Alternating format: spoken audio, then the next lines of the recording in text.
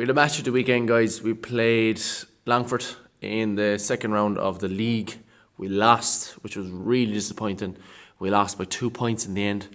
What was extra disappointing was we were 5 points up halfway through the second half, and they scored 7 points unanswered. So, that was very, very disappointing. What was extra disappointing then for me was I was actually sitting on the bench for the whole game. I wasn't even called to warm up at any stage. So if someone was injured or they were making a substitution in the backs, I played cornerback. If they were making sub in the backs, I wasn't even considered, I don't think. And that's kind of what I expected, because I am so limited at the moment by my breathing. And we did some sprints afterwards. So we did 4 rounds of sprints at the end of the game, anyone who didn't play. And the first round, flying it, absolutely flying the first round. And the second round, going fairly well. Not too bad. Third round, really started to struggle. Fourth round then, I could hardly move. I wasn't 2 yards off, I was 20 yards off the pace. And that's kind of been how this pre-season has kind of gone for me. I have massively struggled when the weather is cold, if it's windy, and if the intensity is really ramped up. So it was maybe 5 degrees Celsius that day, and there was a breeze.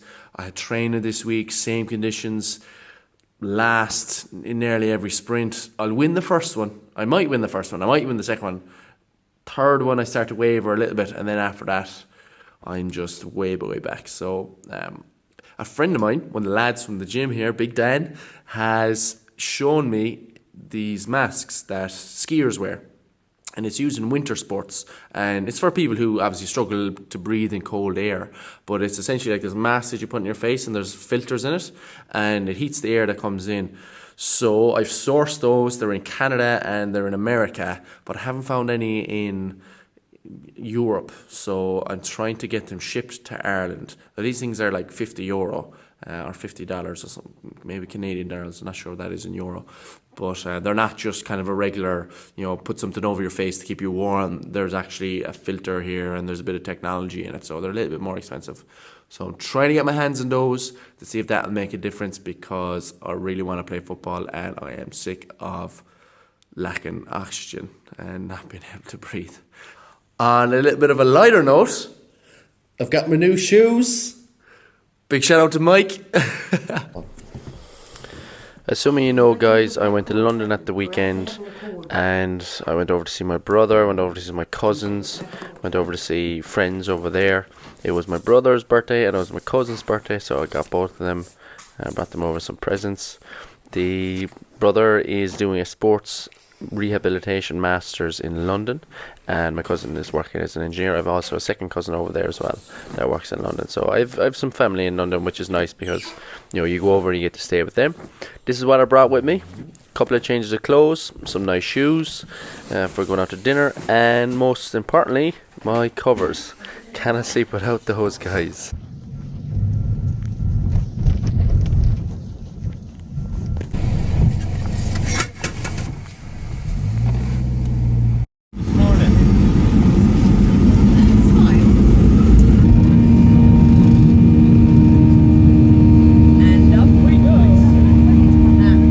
When I got to London, I get into Gatwick Airport, and from Gatwick Airport I get the train into London to meet my brother. And the very first thing we did after that was head straight to Sainsbury's, picked up a load of chicken, rice, vegetables, and we went home and cooked all those up and had ourselves a bit of a feed.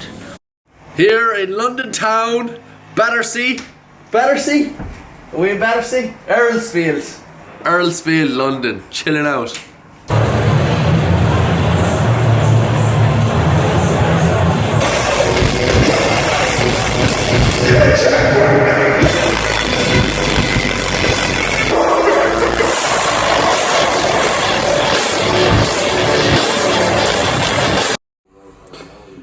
Day 2 in London. We were at Parkway Drive last night. Serious crack.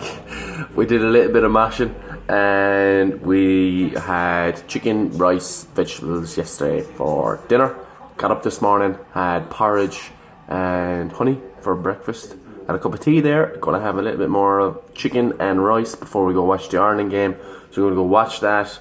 Going to watch the other rugby match. I think Wales and Scotland are on afterwards. Going to watch that, and then we're going to this chicken place later on, and we'll probably have a few drinks today as well.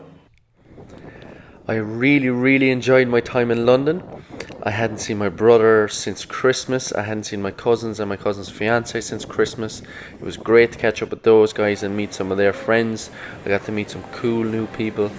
On the way home, in the airport, I was checking in with all my clients in Nando's. The day I got back from London, I had a collective session with Limerick, and that was a full body session.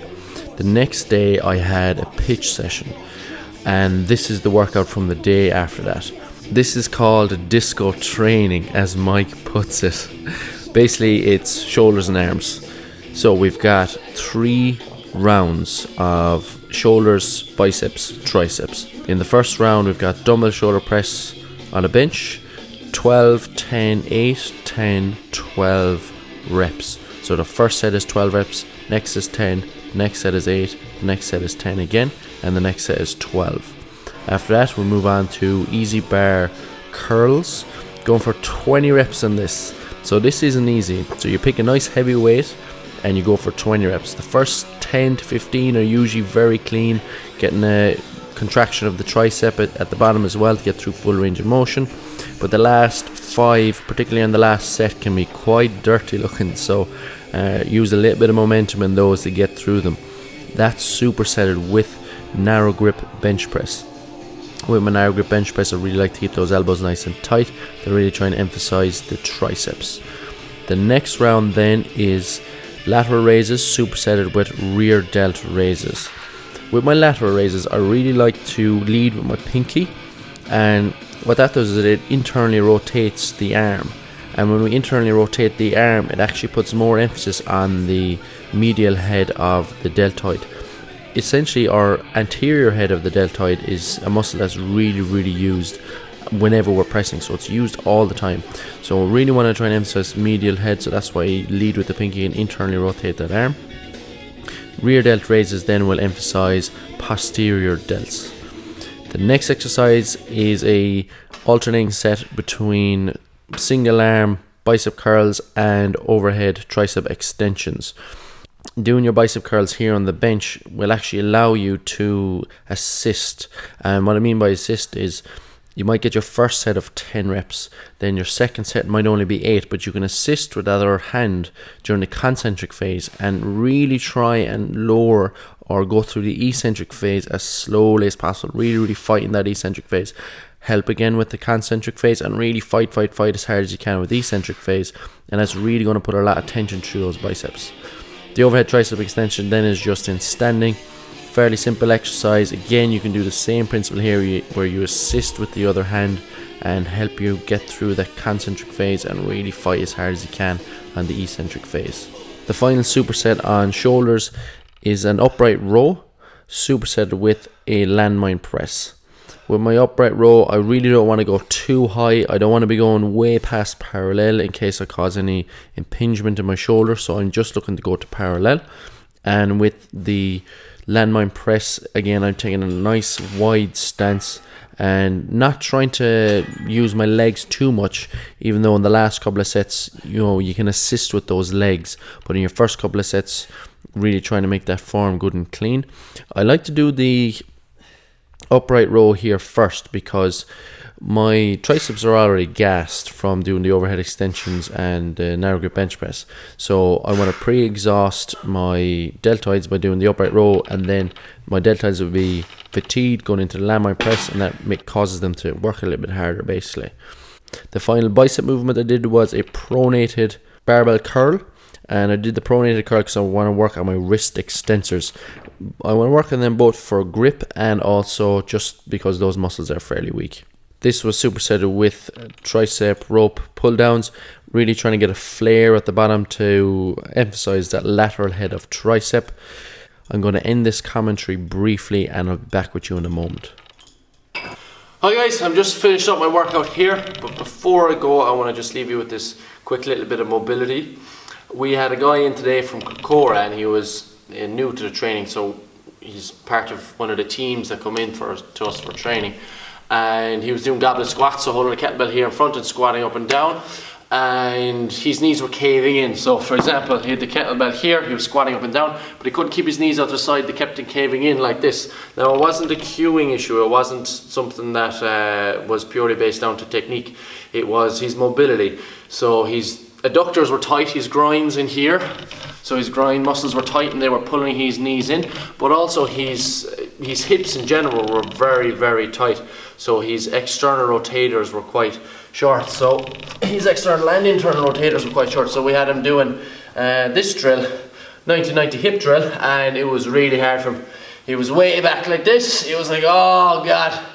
So it was very, very comfortable. He wasn't able to sit upright like this and get both of his arse cheeks on the floor, get the knees to the ground. So we had got him doing this. And basically we got him going to 3 corners, going to the front, pushing that front knee down, going down the middle and going to the back.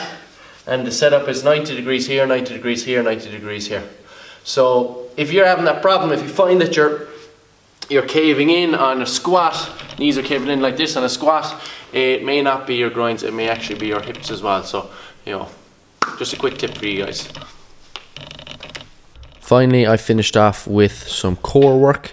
This is a circuit I like to do on the TRX. It is challenging, like really, really challenging. So if you're looking for a challenging core workout, just go through these series of movements, do 3 rounds of this one after another, and trust me, you're gonna be pushed. I finished off with a little bit of skills work. I also just wanted to put this in here to just show my progress and where I'm at the moment physique wise. I do not want to pose, so I'm going to kind of try to mix that stuff in without looking too posy. If you liked the video, make sure you like the video. Let me know what you think of the format of this video with the commentary. If you liked it, make sure you leave a comment for me and just let me know. And I will see you in the next video. Slán.